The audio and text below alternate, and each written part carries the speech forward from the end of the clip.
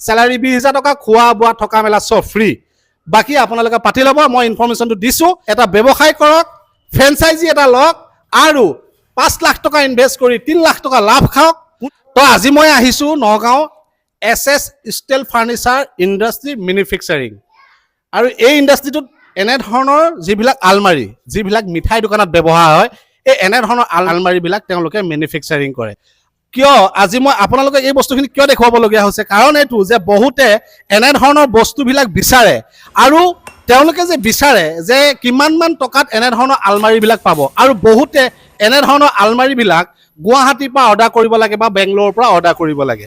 আজিৰ পৰা আপোনালোকৰ টেনশ্যন ল'ব নালাগে, এইবিলাক বস্তু আপোনালোকে পাই যাব নগাঁও চহৰৰ ভিতৰত। এতিয়া কথা হ'ল এনেধৰণৰ আলমাৰীবিলাক আপোনালোকে কেনেধৰণে পাব, হট কাউণ্টাৰ পাই যাব বা আপোনালোকে কুলিং কাউণ্টাৰো পাই যাব বা আপোনালোকে নৰ্মেল কাউণ্টাৰো পাই যাব। এতিয়া কথা হ'ল তেওঁলোকে এই বস্তুবিলাক যে বনাইছে, ষ্টিলটো কি কোম্পানী ব্যৱহাৰ কৰিছে, এই ষ্টিলটো তেওঁলোকে জিন্দাল কোম্পানী তেওঁলোকে ব্যৱহাৰ কৰিছে, য'ত আপুনি হাতুৰি মাৰিলে বা আপুনি টঙনিয়াই দিলেও ফুটা নোলাব। কিয়নো ষ্টিল বুলি কোৱাৰ লগে লগে অকণমান ঠক্কৰ খালি বেকা হৈ যায় বা ফুটা ওলাই যায়। কিন্তু তেওঁলোকে যিটো ষ্টিল ব্যৱহাৰ কৰিছে, এই ষ্টিলটোত তেওঁলোকে কৈছে যে হাতুৰি মাৰিলেও বেকা নহ'ব। এইখন পালেং দেখুৱাইছোঁ, এই পালেংখন হাইড্ৰলিক বনাব তেওঁলোকে গৈ আছে। এই পালেংখন যেতিয়া হাইড্ৰলিক ছিষ্টেম হ'ব, মানে ইয়াত চুইচ দিয়াৰ লগে লগে পালেঙৰ যিটো চিট থাকিব সি দাং খাই যাব। এতিয়া কথা হ'ল এই পালেংখন কিমান টকাৰ ভিতৰত বনাইছে, বা এই আলমাৰীটো ৰাইজে তেওঁক বনাব দিছে, কোনোবা এজন ব্যক্তিয়ে এই আলমাৰীটো হৈছে বনাই থকা আলমাৰী, এইটো কিমান টকাৰ ভিতৰত বনাইছে। আৰু এইটো হৈছে ফিনিচিং লুকছ, এইটো আলমাৰী, এইটো নৰ্মেল আলমাৰী, এইটো কিমান টকাৰ ভিতৰত তেওঁলোকে বনাইছে। মোৰ লগত এই SS ষ্টিল ফাৰ্নিচাৰ ইণ্ডাষ্ট্ৰী স্বত্বাধিকাৰী আছে। দাদা নমস্কাৰ। নমস্কাৰ। এতিয়া কথা কওক, এইখন পালেং আপুনি কিমান টকাৰ ভিতৰত বনাইছে? এইটো আপোনাৰ হাইড্ৰলিক হ'ব, বক্স পালেং হ'ব। হয়, এটা আপোনাৰ 22,000 পৰা ষ্টাৰ্ট হ'ব।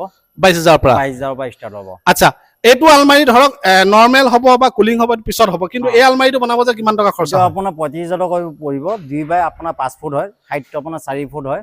ঠিক আছে, এইটো আপোনাৰ কমপ্লিট জিন্দালত দিয়া হৈছে। আৰু আমি জিন্দালত যোনটো ৱেল্ডিং কৰোঁ বা হেৰি ফিনিচিং দিওঁ, এই ফিনিচিংবোৰ ধৰিব নোৱাৰে। যেনে এক্সাম্পল আপুনি এইটো চাব পাৰিছে, এইটো শীট হয়, এইটো পাইপ হয়। আমি এইটো ৱেল্ডিং কৰোঁ, ৱেল্ডিংটো আমি আৰ্কত নকৰোঁ, আৰ্কৰ ৱেল্ডিংটো বেলেগ আহে, আমি আৰ্গানত কৰোঁ, গেছত কৰোঁ। গেছ আৰু ইলেক্ট্ৰিক দুটা মিলাই পেলাই ৱেল্ডিংটো হয়। চাওক, মই ফিনিচিংটো দেখাইছোঁ, ওচৰলৈ আহক কেমেৰাটো চাওক। ইয়াৰ ফিনিচিংটো আপুনি ধৰিব নোৱাৰে, দেখিছেনে? একদম ধৰিব, আৰু ইয়াত হাত লাগিলে নেকাটে, কিমান ধুনীয়া ফিনিচিং কৰিছে। আৰু এইফালে লৈ আহোঁ, এইটো আলমাৰী কিমান টকাৰ ভিতৰত বনাই দিছে আপুনি? এইটো আপোনাৰ 25,000 টকাত কৈ দিছোঁ। এইটো আপোনাৰ চেমি হয়, 2x5, মানে আপোনাৰ এই 2 ফুটি 5 ফুটি আপোনাৰ বেছি চেল হয়। 2 ফুটি 4 ফুটি তাতকৈ অলপ কম চেল হয়। এইটো কিমান 35,000 বনাইছে? 35,000 টকা। এতিয়া বিভিন্ন ধৰণৰ কাউণ্টাৰ আছে ইয়াতে ধৰক মানে হট কাউণ্টাৰ আছে, AC কাউণ্টাৰ আছে, নৰ্মেল কাউণ্টাৰ আছে। এইটো এখন মিঠাই দোকানৰ ছেটআপ এটা দি ৰাখিছে তেওঁলোকে। এইটো হট কাউণ্টাৰ হয়, 2x3, আপোনাৰ 4টা ষ্টেপ আছে, 2 বছৰ ৱাৰেণ্টি আছে। 2 বছৰ ৱাৰেণ্টি? 2 বছৰ ৱাৰেণ্টি আছে। প্লাছ আপোনাৰ ইয়াত মানে এনেকুৱা চিষ্টেম কৰি দিয়া হৈছে, মানে কম বেছি মানে ইমাৰ্জেঞ্চি গৰম লাগে, তেতিয়া আপুনি চুইচটো অলপ বঢ়াই দিলে অট'মেটিক মানে গৰম হৈ যাব, 5 মিনিটৰ ভিতৰত গৰম হৈ যাব।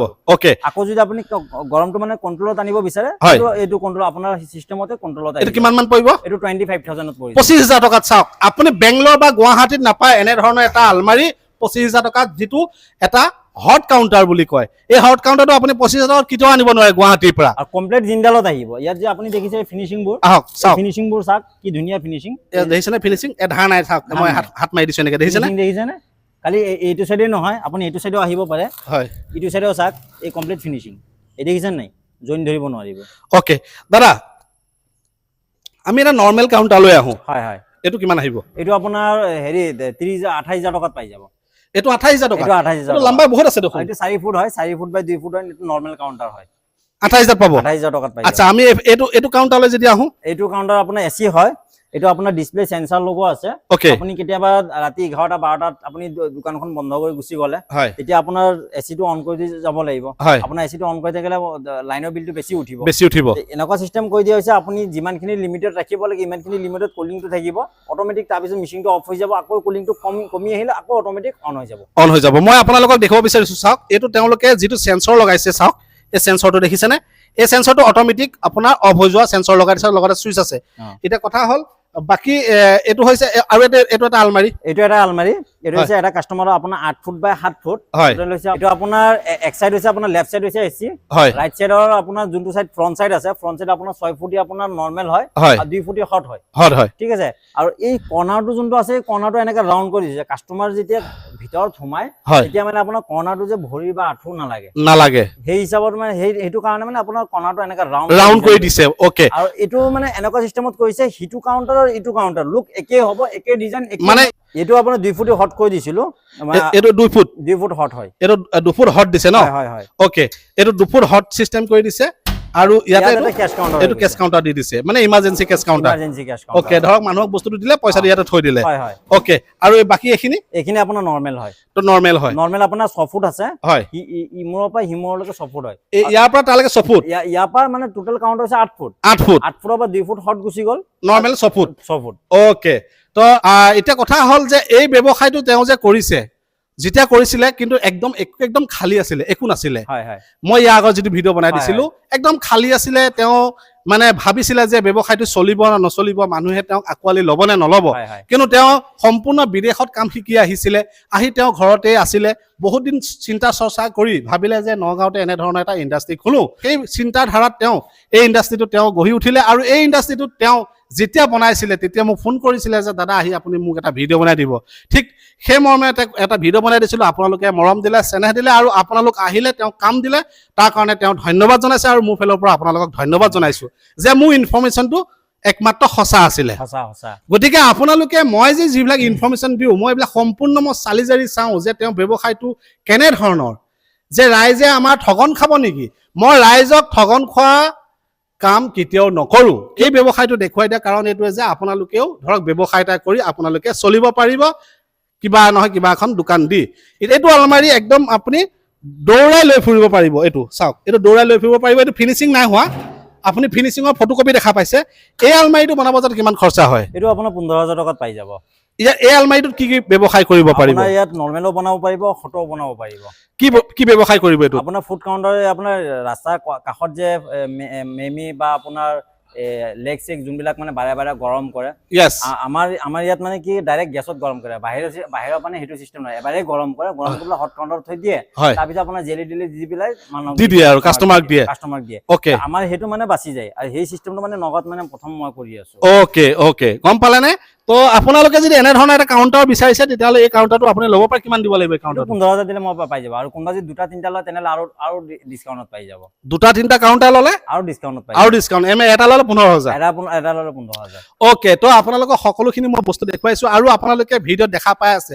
তেওঁ তাত কিমান বস্তু অৰ্ডাৰ হৈছে আৰু আজি যেহেতু তেওঁ এটা এক্সিবিশন হৈ আছে নগাঁৱত সেই এক্সিবিশনত তেওঁ মালবিলাক লৈ গৈছে তাতে তেওঁ প্ৰদৰ্শনী হিচাপে ৰাখিছে গতিকে আপোনালোকে যে আহিছে আহি আপোনালোকে কেনে পাইছে কামবিলাক আপোনালোকে কমেন্ট বক্সত কমেন্ট কৰিব আৰু এটা ক'ব বিচাৰিছো যদি আপুনি ঘৰতে নিবনুৱা হৈ আছে আপুনি ব্যৱসায় এটা বিচাৰি আছে তেতিয়াহ'লে এই এনে ধৰণৰ আপুনি এটা ব্যৱসায় কৰিব পাৰে মই এইটো ক'ব যোৱা নাই যে আপুনি এই ইণ্ডাষ্ট্ৰি এনে ধৰণৰ এটা ইণ্ডাষ্ট্ৰি খোলক আপুনি ইণ্ডাষ্ট্ৰি খুলিব নোৱাৰিব কাৰণ এইটো যে আপুনি প্ৰথমে কামটো জানিব লাগিব যিটো কামৰ প্ৰতি আপোনাৰ নলেজ নাই তো সেই কামত যদি আপুনি আগবাঢ়ি যদি যায় তেতিয়াহ'লে আপুনি সাকসেস কেতিয়াও হ'ব নোৱাৰিব আপুনি সেই বস্তুটোৰ প্ৰতি আপুনি জানিব লাগিব কামখিনি জানিব লাগিব কাৰিকৰ সদায় আপোনাক কাম কৰি নিদিব কেতিয়াবা আপুনি নিজেও কাম কৰিব লাগিব যিকোনো কাম গতিকে তেওঁ নিজে কাম জানে কাৰণে তেওঁ আজি 10-12টা কাৰিকৰ ৰাখিছে আৰু কাৰিকৰখিনিও টিকি আছে তেওঁ ধুনীয়াকৈ চলাব পাৰিছে আৰু কাৰিকৰ লাগে মোক কোনবা যদি এই লাইনৰ মানুহ থাকে অসমত বা নগৰ টাউনত কোনবা যদি আছে বা